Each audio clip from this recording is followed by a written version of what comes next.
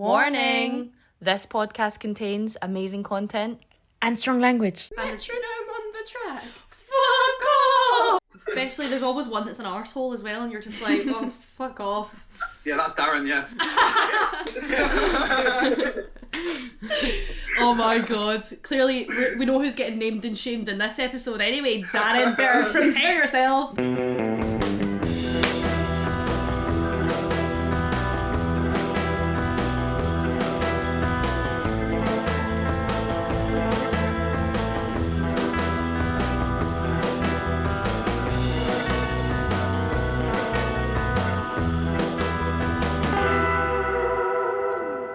Welcome to Back Catalogues. I'm Natasha Jenkins. And I'm Juliana Hopkins. Today we are interviewing Them Bloody Kids, which are a metal trio from London.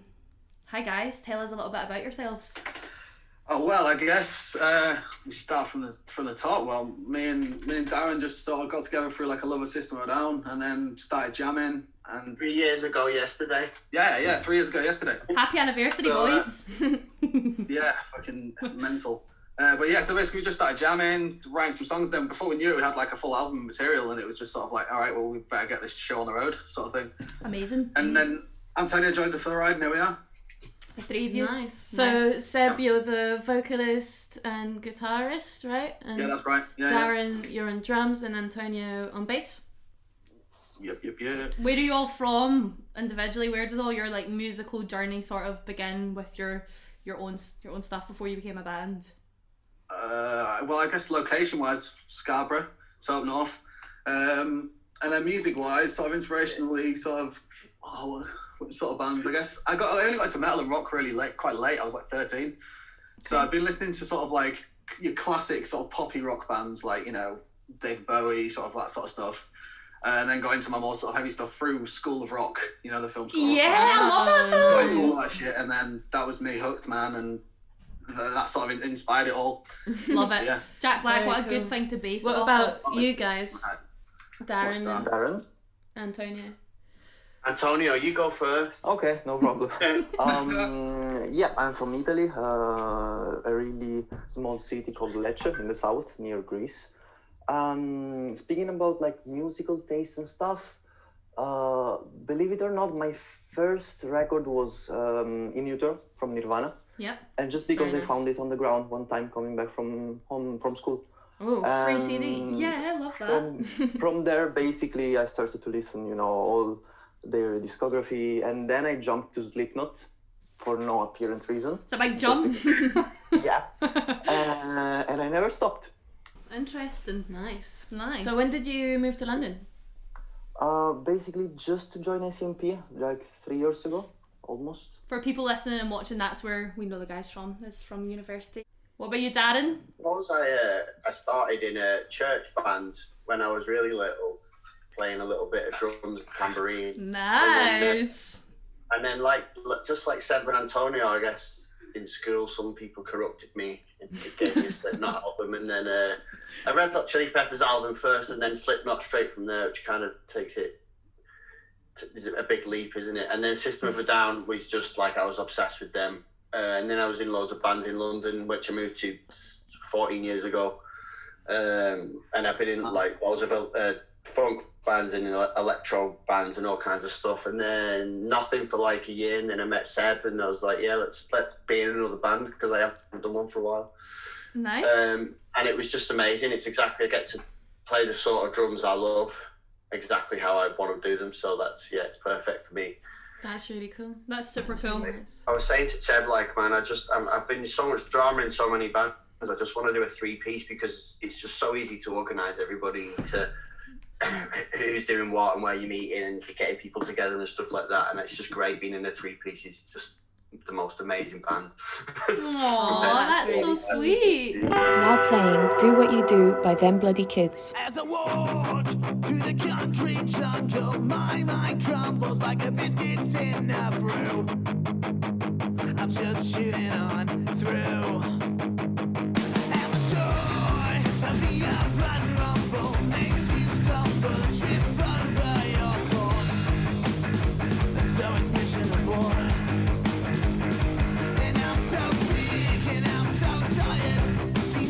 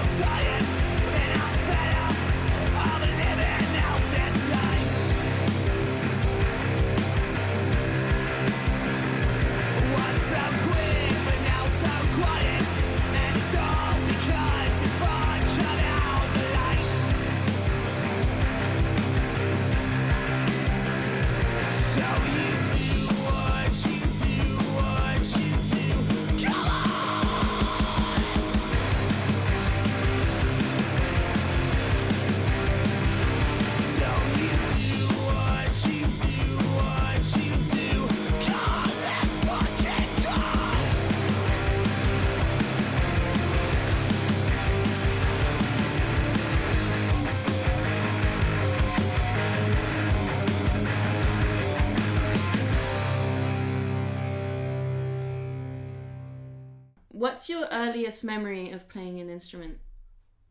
Me. Yeah, All of you. All of you. You go first. No, you, Darren, just so we can make Only fun of Darren. you.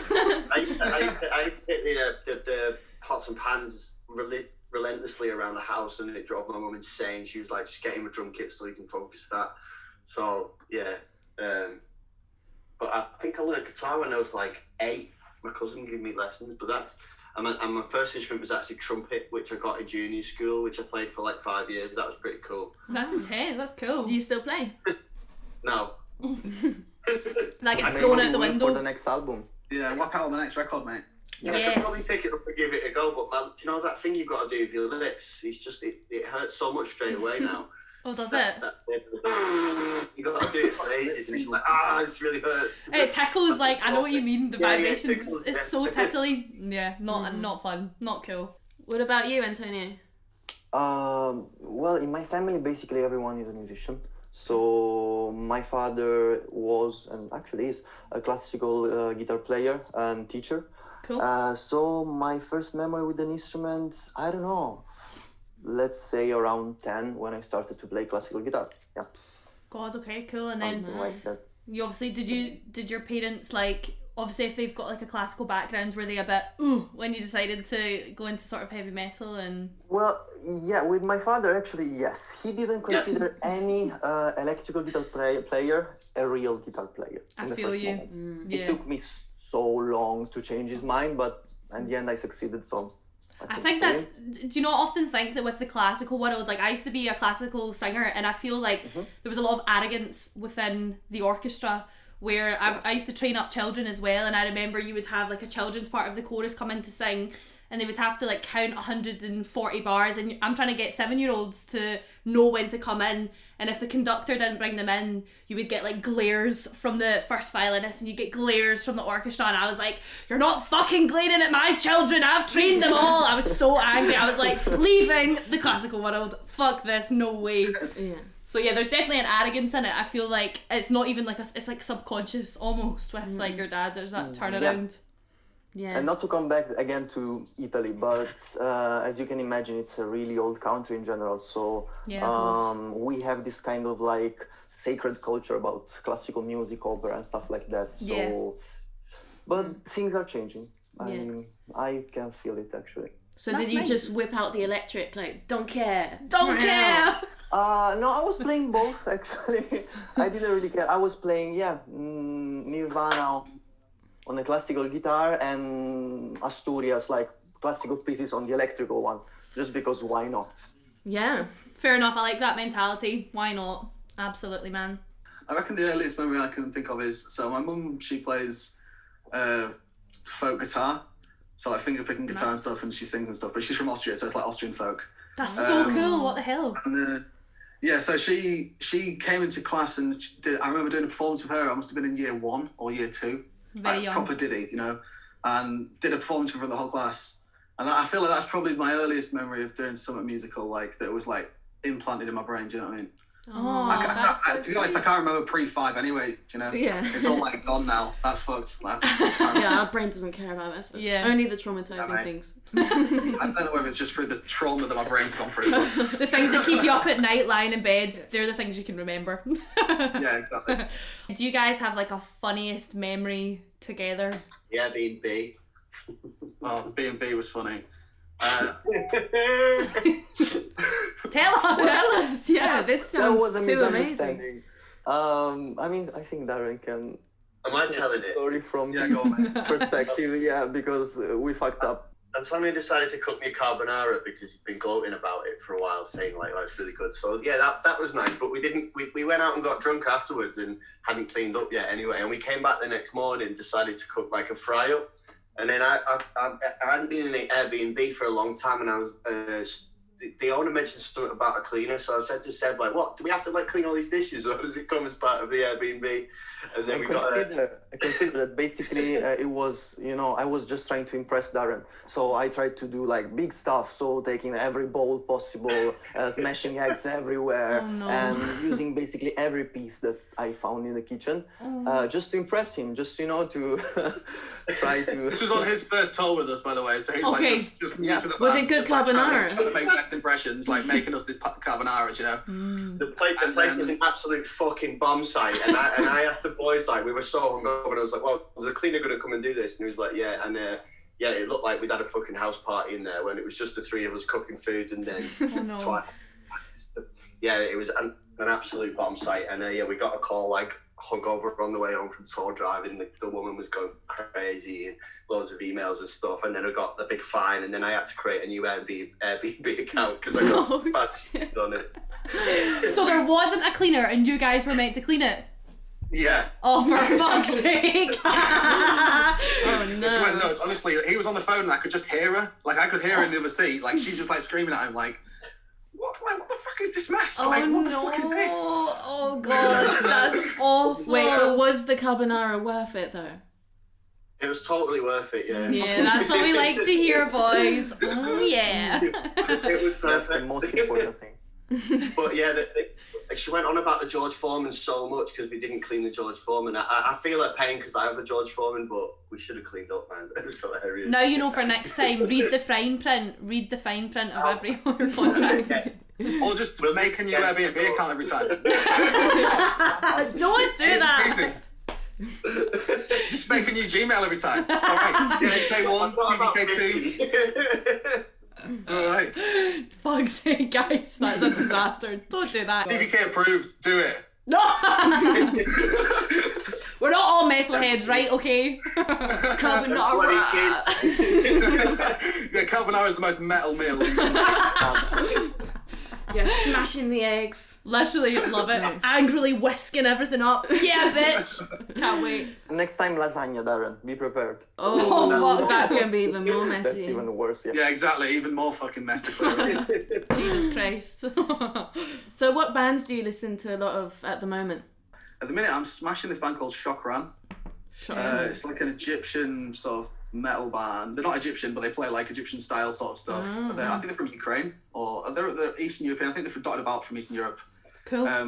They're great. I love the instrumental stuff. I'm not too keen on the vocalist, but it's fantastic stuff. You know, like the musical aspect of it, like amazing. Nice. We'll definitely check them out for sure. Yeah. Yeah, I've been listening to Smashing Pumpkins again for some Oh, reason. I love Nice. them. Yeah. Been playing a bit of Drums to the Zeitgeist album. It's probably one not many people have heard of. It's one of the newer ones, but really good drums on that. And mostly video game music other than that though, because I like the sort of world music that's incorporated into all video games. So it's kind of chill to go for like long walks in the park to and stuff like Mario music or The Mario music is legendary. Literally so good. We all play the DSs in this house and like we end up like creating our own lyrics to the songs. Like so Like, good. We it's- love That sounds fun. it. So much fun. Yeah. I thought when you said video games, I thought you were going to be like, yeah, like Skyrim, like beautiful, like orchestral, like, you know, kind of Celtic vibes. No, fucking Mario Kart. I love it. It's me. Really easy in 8-bit. It's just so good. It's just, I it just love makes that me laugh 8-bit with stuff. it. I love it, especially when you're walking through the park and shit. You can just imagine you're like going through Mario Bros. Yeah, everything's a Pokemon when you've got that Pokemon music on from the Game Boy. That's class. I love that. That's my one whole year of lockdown, just chasing squirrels to Pokemon music. Fair dues. Throwing rocks at squirrels trying to catch them. That's very metal. Yeah. Die. Oh my god. What about you, Antonio? Just recently, actually, I fell in love with this like weird Japanese singer called Ado, A-D-O, and she's crazy. She's an amazing performer. She has a very unique singing style, and I don't know how to describe her songs. They're just like a mixture of like weird electronic and funk, and it's weird. You should definitely check it. We will. And definitely. I cannot suggest you any particular song because they are all in Japanese and I cannot read it. But that's weird. But you know, the artist is just ADO, so check it out. Right, cool. Okay, cool. You speak about like having a sound a lot. Like, is there any way you could summarize what you would say your sound is? Right, this might come across a bit salty, but I wrote something on my last year of uni about it, and they properly slated for what I said, right? Fine. And so I'm a bit like, fuck you. But Yeah. we kind of wanted, the sound that we aimed for, fuck you, Examiner, was to have like, basically commercialise the sort of heavier metal stuff, make with a bit like modernise the old school stuff, but keep that catchiness and like, you know, the catchiness of it, but have the riffs and the fatness, but still make it so people can sing along. Yeah. Well, I wrote that a fucking thing, and the bitch was like, "Oh, no way is this commercial, fuck off." Blah, blah, blah. Oh, it's so subjective. Get fucked. Literally. So yeah, that crushed my dreams. I was crying in bed for about 3 weeks. Oh, Seb, no. I'm just messing. Did you actually hear, like, on our pilot podcast when we were talking about you guys? I was asking Juju like about you, and I was like, oh, like what kind of style are they like? Because I'm like folk acoustic, like not really. Like I enjoy heavier music, and I said, is it like an Idols vibe? And Juju said it's better than Idols. So Definitely. Oh, I love And Idols. I'm not taking that so back. did I ever. love Idols. Oh, So good. that means a lot, man. No, I'll take honestly, that. we've been smashing out the songs in the house, like Yeah. singing along to Do What You Do. Do what you do. Love it. Yeah, it's been. You've converted me, and I'm not a metalhead. Or like, Yeah, Natasha's been headbanging a lot recently. got the curls for it, man. It just happens. Like, Yes, mate. It's gonna seep into your bloodstream, and then you'll be a metal. And you'll have a battle jacket like this. I already have a denim waistcoat that's just waiting to get badges sewn on it. So just you wait 2 weeks. I'll send you pics. Get on it, mate. Get on it. Yeah, we'll get some Slipknot badges and stuff. Yeah. Oh, yeah. Love it. I think because I was a classical singer, I could never do the screamo thing. Like, I was actually going to ask you about that. Like, how do you do the screamo with your voice? Were you trained in anywhere? Like, how do you do it without damaging, or do you just do it? I think I've been very lucky because you listen to other metal artists say that they have to train and all sorts of bullshit, and they break the vocal cords and all sorts of stuff. Yeah, I was nodules. literally just in like a rock band that played loads of live gigs, and I was just shouting because the monitor wasn't loud enough. So I was like shouting and screaming, and then I sort of kind of got into this style of scream, shouting, singing sort of thing. And then over time it sort of progressed into being accepted as like a scream, but I don't think it's actually a scream, but I don't know. Because I mean, I was listening to your songs, and like as a singer and being classically trained, I was kind of like analysing it, and you actually have a really lovely voice, even when like with the parts where you're not doing like the screamo and like you're obviously metal shout. I don't know how to make it sound not offensive, but like you actually have a really nice voice, like really melodic, and I was like, fuck, like it's so nice to be able to see the contrast between the two, which is just like I feel a lot of the times you don't get that. Usually like you don't get to hear the contrast. Yeah, definitely. Yeah, I mean, with the classical strange stuff, I was in choirs since I was like a little kid, and I was doing all sorts of like classical singing, and so I did lots of my singing grades and stuff like that. Yeah. And with the sort of more mellow singing, for want of a better word, like that stuff was always what I sort of sang. Like this other screaming stuff is relatively new. You know, only sort of past sort of 6-7 years that I've been doing it. Right. Okay. But like I said, it was just for gigging that I came across doing that sort of stuff. So. Oh, that's interesting. Very Yeah, interesting. that's really cool. Does your mum say anything about it? Because she's a folk singer. She says it's loud, man. She says it's loud. She's like, oh yeah, why can't you be like Simon and Garfunkel? Because we're rock and roll, mum. You don't get it. How did you come up with the name Them Bloody Kids for the band? Oh, well, I think it was just we were sat looking at like I spent a good like day just looking at like random band name generators, right? You know, as you do when you're looking for band names, right? You just check it out. I didn't know There that. was all sorts of absolute shite, and somehow it got into being like something about school. We started talking about school and be like, oh yeah, we were kind of naughty in school, you know, like all this sort of stuff. And then it came with like, oh, you know, bloody kids, or like, oh, you know, oh those bloody kids, and it was like, oh, them bloody kids, you know, like as in like saying, oh yeah, them bloody kids, get on my yard, sort of thing. Yes. That works. So giving get off my lawn. It's giving me Scooby-Doo vibes, man. If it wasn't for you meddling kids. Exactly, yeah, it's that sort of stuff, man. Yeah. It's a cool thing to chant as well. TBK. Yeah, I was going to say sounds that. Good letters, TBK. Like, it's a good combo. Yeah, for sure. Very Rolls nice. off the tongue, which we like. It's good. Yeah, for sure. Nice to hear the crowd screaming. I tell you that, we missed that. Fucking hell. Wow, tell us about it. I think we all are. We're all in a bit of a shite space now with COVID, but Yeah. So, what's your favourite gig you've been to see? Like, as part of the audience? Okay, Download every time. I know it's not a gig, but just Download as a whole, it's a gig and experience. That's just top of the range. But my top experience out of Download at a show was watching Disturbed do their cover of Sound of Silence. And I watched a man who was covered in mud head to toe, pissing on his own face to get the mud out of his eyes. What? Yeah. What? Wait, Yeah, say it that was again. like- He was pissing on his own face. Yeah, so basically, obviously, bottles of water like this big are like £2.50, and no one was giving him any water. He'd like slid in the mud and got mud head to toe. His hair was mud. He was like, they do like mud fighting, and obviously this Sound of Silence is like a super dramatical song. Like he's singing it like an opera singer, you know. It's like super big dramatic thing, and then there's just this dude in a pile of mud, literally pissing on his own face. It's scarred in my memory now. So that is my favourite gig. That is my Was favourite it gig. actually going in his eyes? Like, Yeah, no, he was getting it out. He was getting the mud out of his eyes by pissing in his face. That's what he was doing. And he was like swilling his mouth out with his own piss. It was like the most atrocious thing in the world. That gives me mad Kilburn vibes though. Yeah, it does. It actually does, though. You wouldn't be surprised to see that, like, fucking next to Colin Campbell or something. So funny. So funny. That's terrible.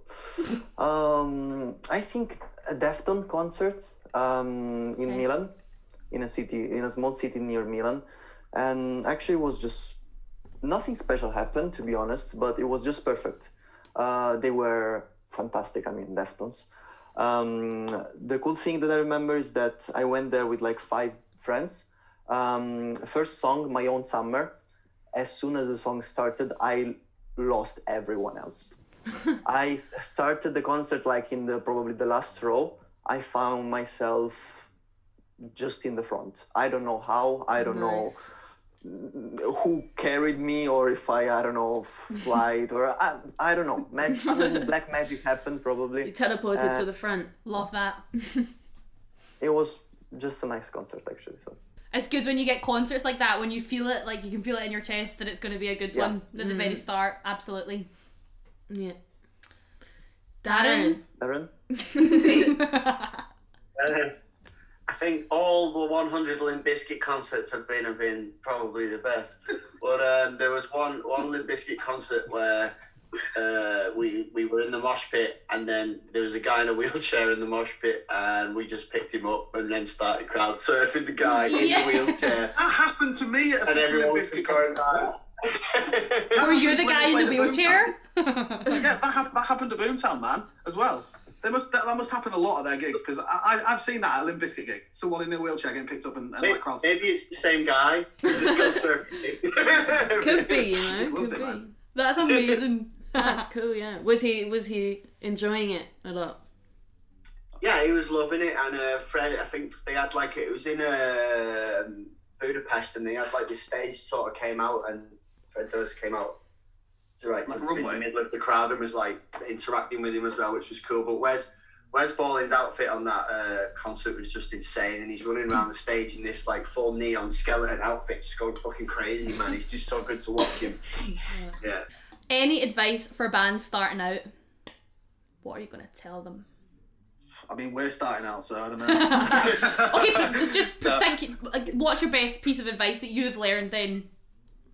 I'd just say, as much as it pains you, spend some money. Very good point. Like, as much as it pains you to get some... He disagrees with that. I'm totally disagrees with that. But as much as it pains me to say it, and as much as it'll pain people to hear it, like, nowadays, people know their worth, so you kind of have to pay for them to get their services. Yeah. And unless you're going to get someone who's just starting out that's actually incredible, then you're probably going to have to spend some money. Speculate to accumulate. So... Yeah, exactly. Like, and that's promotion, that's like the actual recording itself, that's like, you know, whatever it is, spend a bit of money and you'll probably get a better quality product out of it. Obviously, you don't have to like throw fucking thousands at a recording, you know, obviously, but just like get someone that's actually decent, you know? Yeah. That's sort of what I'd say. Good piece of advice. Anyone For sure. else? in my opinion, nowadays for a band, it's very important that everyone in the band has to cover different roles apart from their instrument, just their instrument. For example, in our band, yes, Seb is the singer and the guitar player, but he's also the songwriter. I'm a producer. Darren is a composer. So I think it's very important today, since we are not, back in the 90s in which there were just other people doing this kind of stuff. it's important today that you start to learn, I don't know, video editing or shooting or whatever you want, and find the right place for you in the band apart from your instrument. Yeah. Very good. Yeah, that's a good point. Very good. Thank you. So are you doing like, do you produce some of the songs and stuff? Or? Not yet, because when I arrived, basically they already recorded and produced everything. But before COVID, yeah, we started to like write together with Seb. He was writing, I was trying to help with the production and the pre-production, let's say, some basic recording, but it was pre-COVID. Yeah. Nice. But So I'm do you studying do like video editing, so I'm trying to help with that. Oh, nice. Yeah, that's good. It's always good. Do you do like mainly metal music production, or do you like do a bit of everything? Lately, it's weird because I started to love like cyberpunk and all those kind Nice. of weird electronic genres. So mainly I'm doing those things. Not even that much metal, with obviously some influence from this kind of heavy stuff. But no, mostly electronic by myself, and with the band, obviously. I can express my metal and attitude. Yeah, it's good to have both sides. For sure. Definitely. What about you, Darren? I think the biggest thing is to just stick to it, because you're gonna jump around from project to project, and you're gonna get bored, and because it's hard, and you're gonna get knocked back so many times, and so many people just never get anywhere. And what is it? They say 90% of bands break up before they make it, because they just move on, and you've just got to stick to it. You got to find something you love and stick to it. Otherwise, you're never going to get anywhere. You're just going to be jumping around forever. Yeah. And it's just going to be hard, and you're gonna what's the word I'm looking for? You're just going to put yourself off being in music altogether. Really, if you don't stick through the hard times, it's totally worth it when you do. You come out the other end. Be persistent. With great. Definitely be persistent. Yep. For sure. I think you have to do that in every aspect of the music industry, no matter what stage you're at, is being persistent and growing a thick skin, because as you say, you'll get rejected, you'll get knocked back, you'll get thrown down, and it's always like, it's the way that you heal that then shows you how much you're going to progress. So absolutely, it's a very fair point. Be persistent. I like that thick one. skin's important, man. Thick skin's really important. I mean, like, just when you're submitting to different things, like, people are going to say their opinions, and like, Of course. you're not actually trying to appeal to 7 billion people on the planet. There is actually a small section of that you're trying to appeal to. So the vast majority of people aren't gonna necessarily connect with your shit. Now playing Freedom of Peace by Them Bloody Kids. So climb the wall to escape the ground. You run away from what you found. Lock the door and lose the key. Your most intimate memories. They fuck you up in their light, tear you apart. Cuts like a knife deep in my mind. The wound still heals. Silent but silent, no one to file.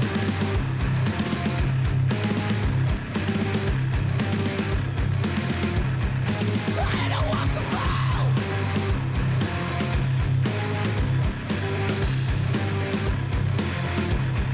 I don't want to file.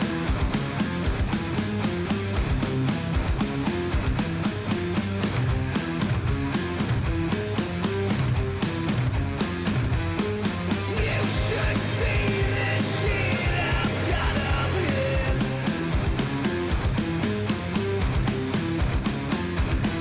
If you don't kill me, I could kill someone.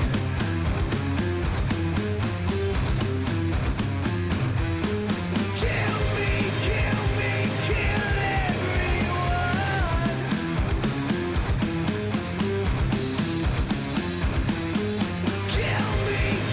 me. So some of your songs talk about gun violence and suicide, like Freedom of Peace and Do What You Do. So do you think raising awareness through music is something that's important to you? Yeah, man. I mean, I know for me, mostly, I think out of the band, like, politics is probably a big. Well, I write the lyrics anyway, so the drive for me is to use music as a platform. Like, to be able to change people's minds about certain opinions and stuff. Like, for example, gun violence. That's clearly and obviously, if you look at the facts, it's negative to have guns in your society. People die. Thousands upon thousands of people die a year from accidents with guns. So it's like, just showing people that, like, if you have guns, then shit like what happens in our music video happens. Do you know? Like, it's important to use a platform that you have to push a political idea or whatever it is that you want to like made people think this is like a great like opportunity to do that. So Yeah, for you know, sure. that's why I do it. Kind of one of the main things was why I got into music was because it was kind of a good way of being political without wearing a suit and being a twat, you know. Exactly. It's a different way to voice your opinions. Absolutely. Exactly. The feedback we get from fans and strangers is great when they hear the song or watch these videos, and we get messages on Instagram, Facebook, and that sometimes, and it's really nice. People saying really nice things to us, how we've helped them or made them aware, and they've said it to their friends and family and stuff like that. And that's sort of kind of what we're doing it for, I guess. That's your gratification. No, absolutely. And I feel like with the gun violence as well, you know, predominantly people only really think like, oh, you know, that never happens in the UK, that's America, but it does. Like, even I think it was yesterday was the 25-year anniversary of a school shooter came into a school in Scotland and killed a whole primary school class, and it's like people, when they see that, it's kind of like that mentality, well, oh, that's not us, but it's like, well, it is. Just because it's not affected you personally doesn't mean it doesn't happen. You guys live around here as well, but like Finsbury Park always has the odd shooting every now and again. They get makes it to the even in Kilburn there's been a few. Inglewood and that as well. People died in Kilburn. Aye, for sure. Do you think that there's enough done in that particular movement in music to support mental health? Obviously, like with your other videos as well, which is about suicide. Do you feel that there's a you know, a sort of safe place? There are lots of bands that are not necessarily like, I don't know, on the cover of Rolling Stones magazine, which are trying to use this kind of weird, I don't want to say weird topics, but you know, deep topic to create awareness. Yeah. But maybe it's not what the main industry wants. I mean, I think with like the suicide stuff, we got a load of messages from like ex-Samaritans and stuff that were helping out with the Samaritans, because we put the number on the end of the video. Yeah. We watched. Some messages saying, you know, like, thank you so much for like raising awareness for the thing, you know, even though it's still it's a big thing that people know about, but it's still great to raise awareness and stuff, because so many people don't know about these places that you can call to get help, you know. Absolutely. It's important to know that there are these places available for you if you're in times of need, you know. With COVID and everyone kind of got shafted, everyone's income's just been like completely destroyed. So now everyone's just trying to help each other out because we're all in the same boat. You know, like I think that it's going to be, out of the end of this, it's going to be the people that are like the nicest and the most connected through being friendly with people that are going to do the best when it comes out of it, you know? Because everyone's starting from scratch again when we come out. So it's like everyone's going to be able to help everyone get to the better places. It's not going to be so much of a rat race. It's more so going to be people helping each other up. Yeah, absolutely. Exactly. What are you going to say? Yeah, I was saying, you know, kind of cut that competition aspect of, you know, music and bands. Who's doing good, who's doing better. Because no one can do anything. So, nah. Yeah, I mean, I don't really like the whole competition between bands thing, man. Like, I think you know, whatever band you're in, you're doing your own thing. Like, let other bands do their thing. You can do your thing. Like, if you know, like, I don't really get the whole feud thing. You know, like when people have arguments or like, oh, I want to do better than this band, whatever. Yeah. Just like, you know, at the end of the day, like, you do you, man. Do what you do. If it makes you happy, make you happy. if someone else wants to do what they want to do, then that's fine as well. Like, just fucking let them do it. Yeah. But also think about the fact that today, for example, two similar bands really don't have any reason to fight between each other, because it's not like in the 90s in which, okay, you have that amount of money, you will buy that CD or the other one. Now we can listen to whatever we want. So if two bands are quite similar, there's a high chance that someone will listen both of them. Yeah, of course. And they'll go on tour together and make money together. Do you know what I mean? I think that's the mentality it should be. Do it in togetherness. No man is an island. We should start a petition to change Battle of the Bands, all the Battle of the Bands to friends of the bands. Yeah! Band of friends. I like it. No one wins. You all get a participation medal. Get them on the Twitter. No losers. Yeah, I love it. You all get a wee medal like in primary school. Your sports day medals. Oh, I love it. Definitely. So what's your approach to writing music? Would you usually like write the lyrics first and then the music, or do you come up with the melodies and riffs first, or like what's the creative process like, basically? I guess it changes, to be honest. Like, sometimes I'll start with a chord progression or a riff that I like, and then from there the lyrics will just come out for that section. Amazing. Or it starts with like a line that is really something that's caught my eye, or something that is really implanted in my brain for that moment. Like, oh, I don't know. Like, you know, just a line or whatever that sticks in my brain, and then I'll go from that and I'll work from that and make something from that with the music later. So it kind of changes, but I mostly start with a few chords or a riff, and then write some lyrics from that, and then just go section from section, really. Yeah.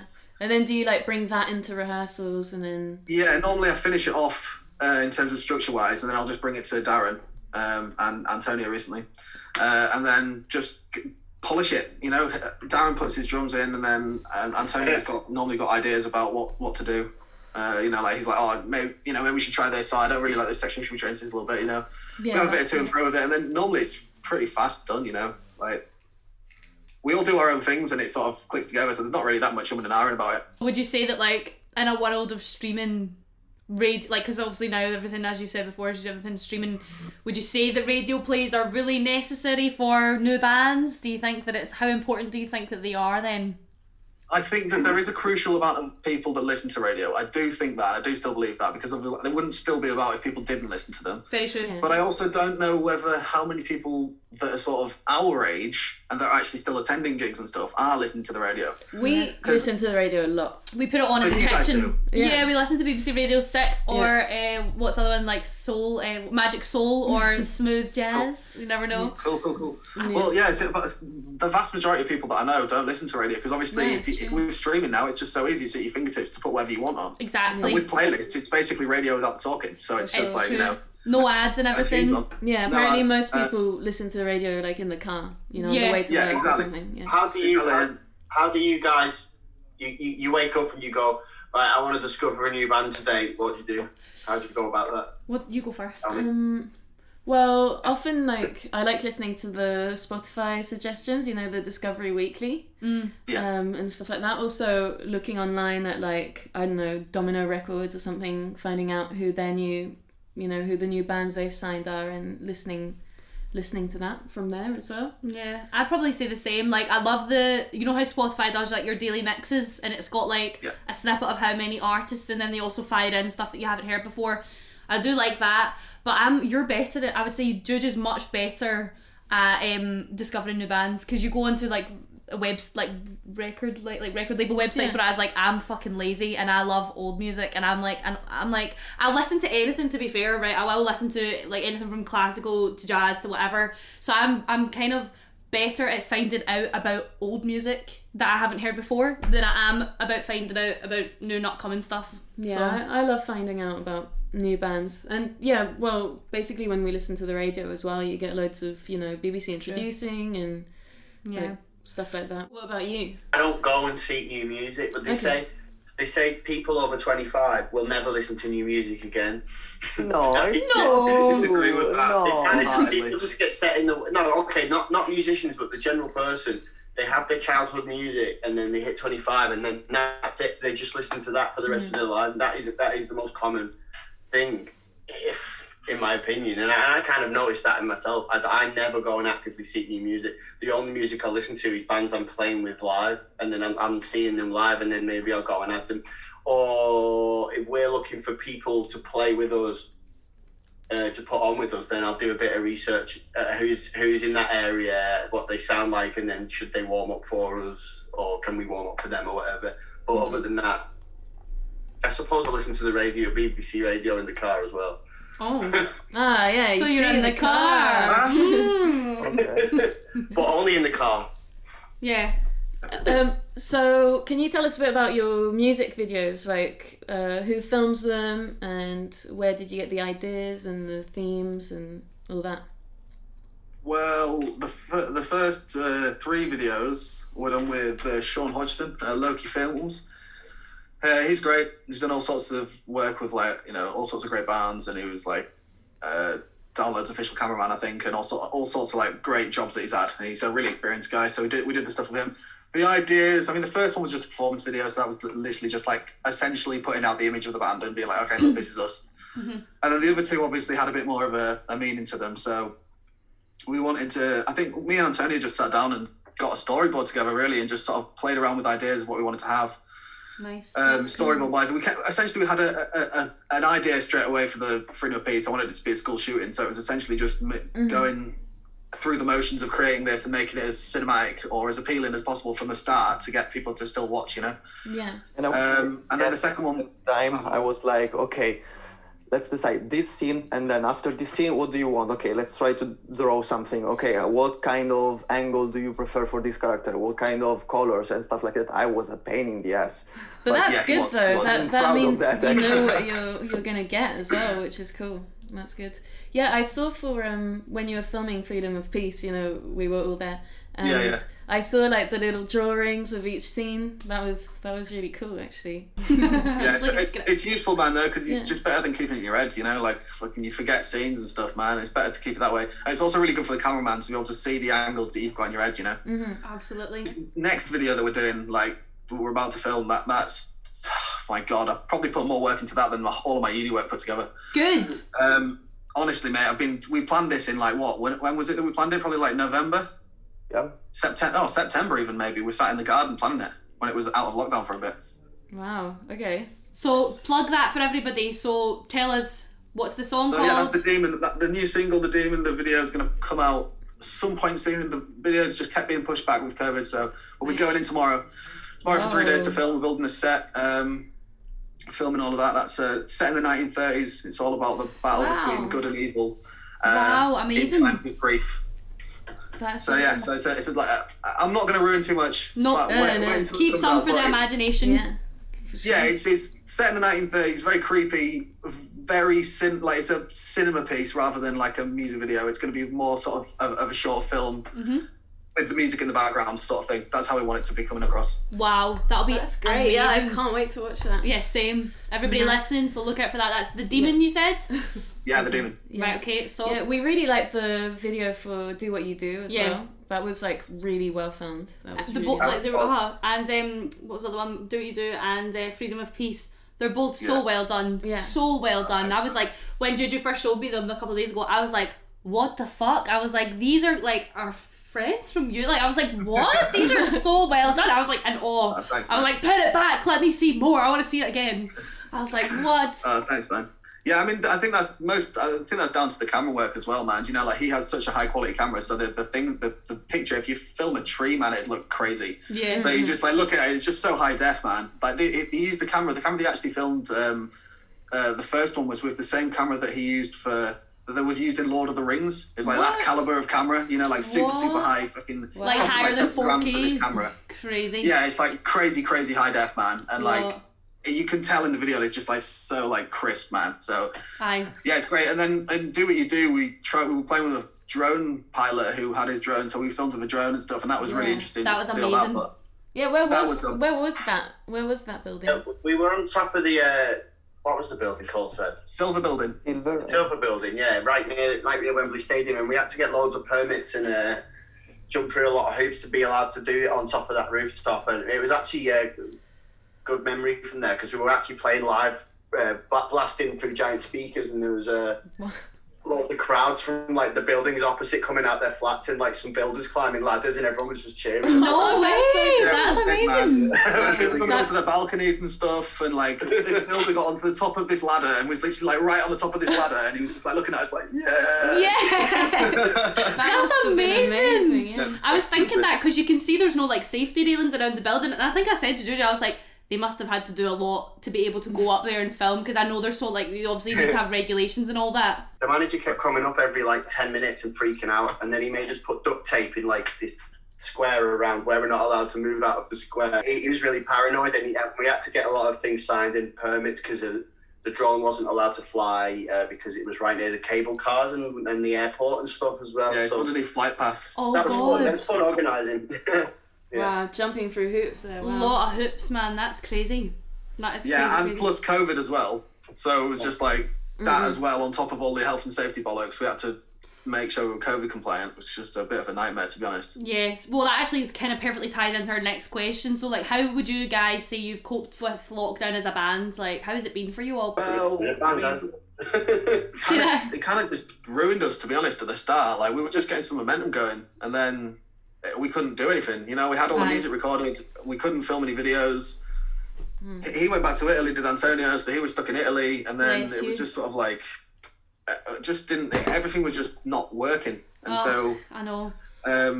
it was just like, all right, well, I guess we've just got to push on. And I came back down because I sort of fled to Scarborough when it all happened. I was a bit scared, so I was like, all right, fuck it, I'm just gonna go stay with my mum and dad.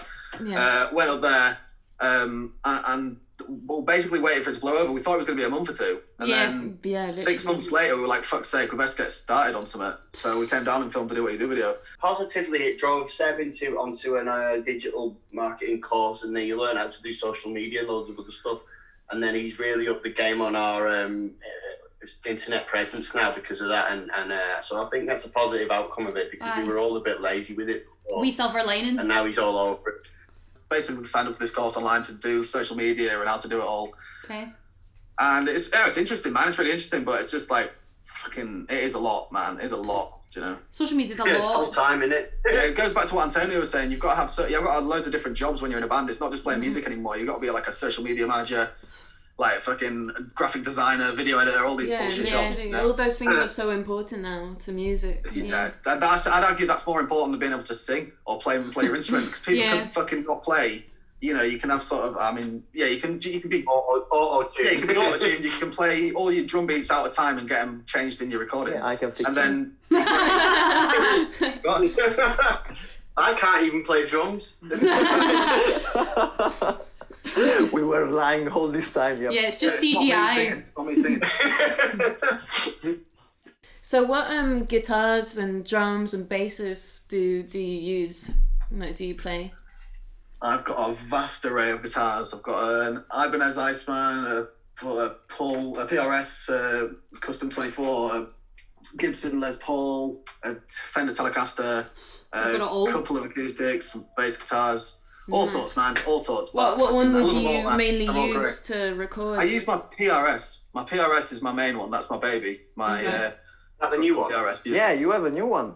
Yeah, that is beautiful as well. But my PRS has got my heart. My Ibanez Iceman, it's something that I've wanted for a long time, so I got that recently.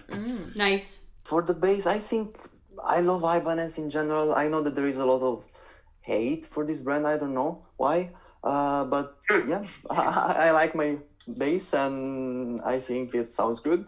But I'm more interested in like weird gear, like, I don't know, MIDI devices or synths and stuff like that. So I will slowly bring something in the band as well. Nice. Cool. Very nice. Yeah, we can see some equipment behind you there. Yeah, that's nice setup. Little home studio. What about you, Darren? I have a custom Pearl Masters, which I don't really use unless I have to take it to a gig and other people want to use it. I don't really care what I use. Like you said, I'll just get on it and tune it up a bit and play whatever. And I'm open to any endorsements. You hear that, guys? Yes. Trainers, I'll take the lot, you know. Just for everyone again, that's TBK in case you want to plug them up with some stuff. Yeah, that would be nice. We'll stop swearing if that's what we need to do. But it's annoying. It's annoying with drums because you can't like have your favourite drum kit and bring it to a gig when you're getting paid like 20 quid, you know? No. Or not even. So you have to just do with what's at the venue as well. Yeah, which is always broken, and they always I have 2 rack toms, and there's never ever any 2 rack toms anywhere. When did the second rack tom disappear? I know, it's never there, like and 15 years ago. the cymbal stands are always broken. Yeah, and there's never any screws for the cymbals, so you're just whacking them and they're flying all over the place. Just like a safety hazard. Nightmare. The stools are falling apart, and yeah, I don't know. I mean, there has been an awareness I noticed in my other band before TBK that this is a thing, and a lot of the smaller venues around Camden and that I was playing were actively making sure the drums were working and getting your drums, but still, yeah, it still is an issue, but people seem to be more aware of it these days than it used to be. It's getting better, is what I'm saying. That's good, because it's so annoying when you get to the gig and then you can't even put the drum seat to the right height, and you're like really low because it's broken, and you're like, fuck, I'm gonna have to do this. I have my certain things that I bring because I know they're not gonna have them, like the emergency little box with stuff in, and and then a stool. But other than that, I'll try not to bring anything. And my snare drum, obviously, I have a Chad Smith one that's tuned really, really, really high to get that ping you can hear going through the whole album. That, like, because I was a samba drummer for many years. I used to lead a samba band We performed before the rugby games and stuff like that in Widnes, where I grew up, and them samba snares are really thin and they've got that really tinny, like Slipknot, almost like you're hitting a with a piece of metal sound, and I absolutely fucking love that. So Good, yeah, nice. I make sure I take that everywhere with me. Nice. That's cool. That is nice. So, before COVID, what would you guys usually do after a show? Did you have many shows before COVID, or did you just kind of really start at the wrong fucking time?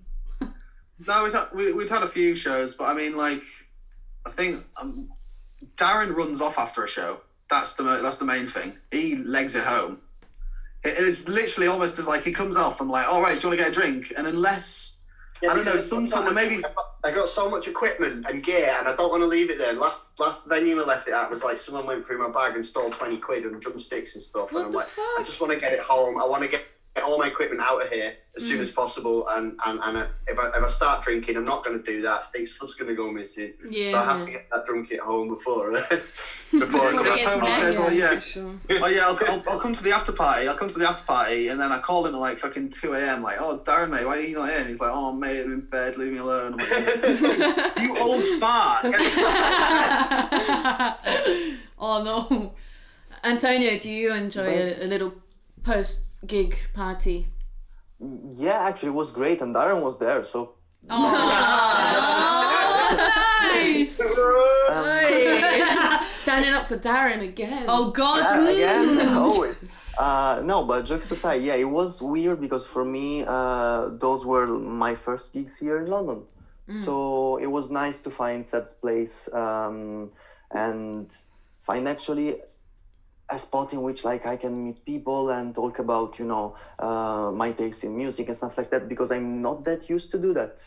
I'm a pretty self-secluded person in general. So it was really nice before COVID, at least. Nice. Tell you what, we did party hard in Exeter. Was it Exeter? Yeah, Devon, man, that was fucking nutty. Because they gave us they paid us like 100 odd quid for the gig and gave us free food and free drinks all night and entries to the club after. So it was we just sat in the corner. We played dice. What was that game you had? It Liar. was amazing, yeah, Liar. Perudo. We were proper nerds in the club, man. We were playing a dice game after we played a headline show in a fucking club, and we're there playing fucking dice, mate. Old. I bet you're like dead mysterious to everyone else. You're like, oh, so they were the musicians. Oh, they're playing dice. I want to get in on that.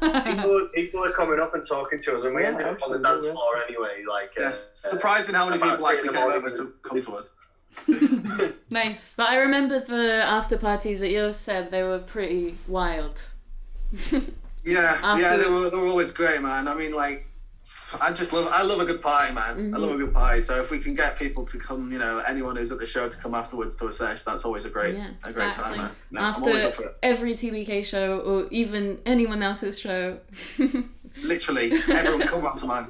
Love it. What's a venue you've really liked playing? I guess the Dublin Castle was one of my favourite ones. The EP launch, we had a load of balloons and that, and it was just like a proper good laugh. Like everyone was just jumping and bouncing around and just like sweaty. It was a good laugh. It was a good laugh, man. Nice. Just seeing I don't know, it's just crazy, man. Like people just fucking properly moshing, and like someone came up to me the next day and sent me a message saying, or sent me a message or whatever, saying, oh yeah, I've got whiplash. I was like, yes, that's the sort of night we want to put on. Nice. That's cool. So, yeah. That's cool.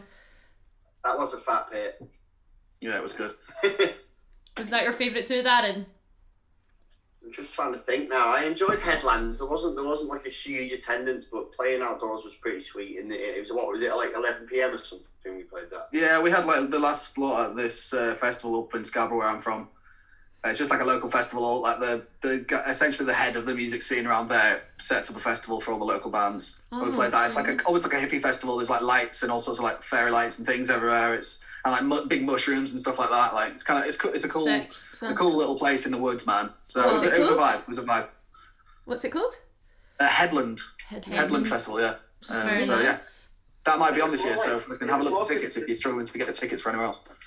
Good idea. Yeah, it'd be cool It if was, it's on. it was quite a mixed crowd because you had like older people and kids, and it was just literally sort of a family thing. And but everyone sort of looked at us for the first song a bit judgingly, and then everyone, all ages, were just getting involved and dancing and jumping around, which for me really showed that our music can be enjoyed by absolutely everyone, even though it's, you know, metal. But like, yeah, it got really good feedback there. That's nice. That's really, really nice. What about you, Antonio?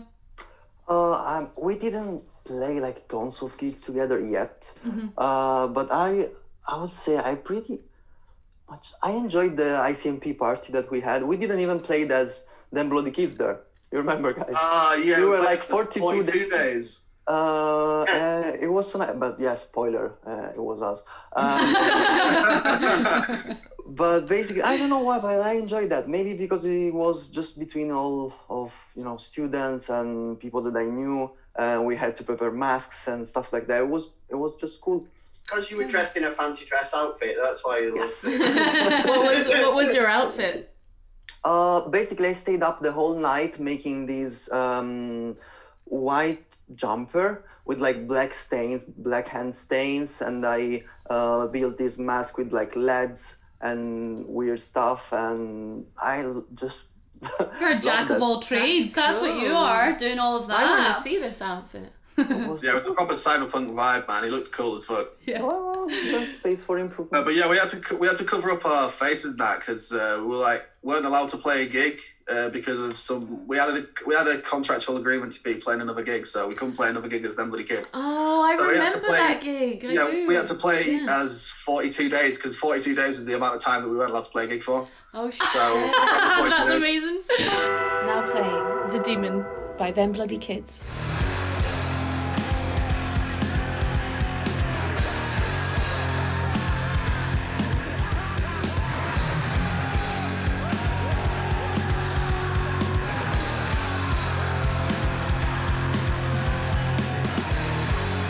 Look into your mind as they might find hidden in the lies another genocide. I don't want you here, no. So open up your eyes to the darkness you reside, and you can't deny the darkness inside. You deceive them.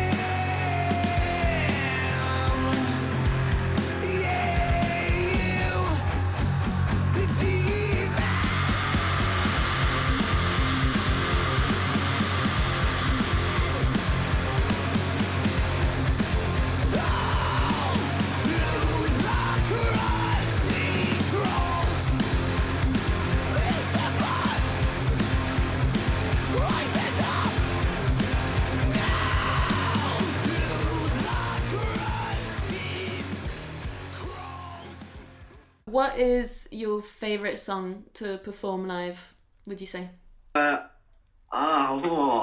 Difficult question. I like. So the thing is, right, I don't like the song The Angel. I know it's going to be quite weird to say, like, one of our songs, I don't really like it as a track itself, but playing it live has a vibe. It's got this weird beat to it, and there's like this thing where in the crowd, the people who come to the gig anyway, they sing like a certain lyric over the top. They sing like a wrong lyric, basically, and it's like a big joke. And so it's kind of a bit of a laugh to play that song because people just sing these wrong lyrics, and it's just kind of a bit of a joke, and everyone's just like screaming it at me directly, being like, you know, well, it says the lyrics like "God, he kept you waiting," but everyone says like "Daddy kept you waiting." It's like that cage. It's just like, and it's just this like whole like thing, but it's funny. So I kind of enjoy it. It brings a bit of life to the set, so it's funny. Nice. What about you two? I would say Freedom of Peace. I don't know why, but the song is just vibing so much. There is the tempo change that usually, you know, the crowd is getting crazy in that moment, and it works so well that, yeah, it's just so much fun. Oh, nice. Very nice. Darren. I can't remember the song name. Light on Upstairs. I just like the way, because the crowd and the regular people who come to the gig know that catchy cymbal bit, that da-da, da-da, da, and everyone just chants it, and it's not even lyrics, so I don't know why they're doing it, but it's well good. They're chanting your part. You should feel special. Exactly, that's it. They're vibing on you. I like it. That's cool. There's one where you do some like singing. Oh yeah, we were talking about this today, and I was like, Right? I listened to it last night, and I got so confused. I was like, this part of the song just is like a mad salsa dance or Show no something. love. Show no love. Yeah, Oh my man, yeah. I really like that. I thought that was cool. What is it you sang in Yeah, it's it? funny, man. So that was we were in the studio just messing around, and Darren, every time he'd heard the song, I sent him like a demo version of it or whatever, and we were playing with it. And before we went in the studio, he kept saying this thing like, oh my, like all this crazy, and he had no words for it. He was just saying that repeatedly. And then he got into the booth and was like, all right, I'll throw it on top, and he did it. And then he did it, and it kind of worked, and it was just sort of like weird but kind of systemy, and it was just like, yeah, fuck it, why not? We'll do it. It's so straight. It's like It's such a weird swap over, but it's like it's like funny, like it's like jokey. And then in the video as well, you're like that, like it's like as if you're like going for a salsa dance, like you were jamming with it. I love it. It gives it a bit of a System of a Down vibe, you know, that exactly. like weird change It's suddenly. bouncy. Yeah, I like that. Bouncy. Yeah, it's kind of like Mario, like oh my, oh it's a me, Mario. Oh, maybe that's where you get it from. All the game music. Yeah. Sounds like a 8-bit music. yeah. No, it was good. I liked that. I liked it a lot. Do you have anything like apart from the video that's coming out? Anything that you'd like to talk about? Like, Yeah, we've got the albums dropping on the 23rd. Right. 23rd of April, Radical Animals album, and with that we're also releasing an animated video of all of us in a nuclear apocalypse in London. Wait, look at that's you, cool. so creative, man. It's gonna be exciting, man. But we're playing on top. we're jamming on Big Ben, and like we shoot the Prime Minister into space. The Prime Minister's like a nuke, so it's like he's like this nuclear man. I thought you were just gonna say we shot the Prime Minister. I was like, yes, Boris Johnson, Yeah, fucker. it's basically based out of a cannon. So. Oh, okay, fair enough. Well, that's great. So, why don't you tell everybody that's listening where they will be able to find you? What is your handles? What's your website? Anything you want to plug it now. Cool. I mean, it's at TBK UK on most of the stuff. Just search Them Bloody Kids and then whatever website it is on Google, and we're fairly optimised for that, so you should find us. Fantastic. ThemBloodyKids.com. Yeah, thembloodykids.com, www.thembloodykids.com. Get your merch on there. Get your whatever it is that you want. We've got a pre-release coming up of CDs and vinyls, really nice vinyls, actually. But, Amazing. They're not going to be ready till about a month after the album, but we're going to be starting a pre-release for it soon for limited edition one. So look out for that. That's cool. So will they all be available to buy on the website? Yeah. They'll be up soon to buy, but as we said, the vinyls are going to be a little bit longer, but the CDs, we've got them already. Amazing, Nice, amazing, sweet. so fantastic. That's So great. for anyone listening, just to say, we'll put links for, like on YouTube, we'll put links up for TBK, all their online stuff. So if you're wanting to hear them, they'll be in this Spotify playlist that we're starting, and then also we'll link them up so you guys can find them wherever and listen to some really cool music and watch some really cool videos. Yeah, and you can find Back Catalogues on Facebook, Twitter, Instagram, TikTok, everywhere. YouTube, Yeah. pretty much everywhere. B2B catalogues. Yeah, we'll link it all up as usual in the link tree, and this has been Them Bloody Kids. Thank you so much for being on here, guys. You were great. Thank Thank you for having us. No, don't be daft.